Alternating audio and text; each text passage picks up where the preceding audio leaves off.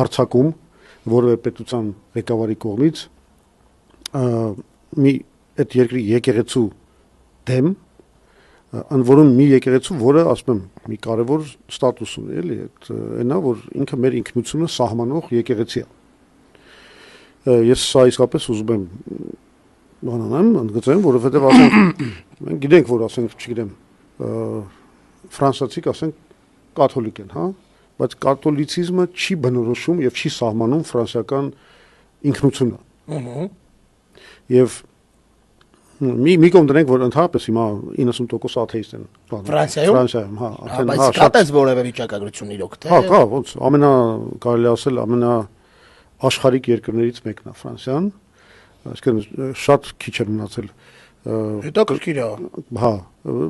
բացի դրանից Ֆրանսիայի պատմության մեջ գիտենք, հա, կաթոլիկների եւ բողոքականների, գուգենոտների այդ պայքարը եւ այլն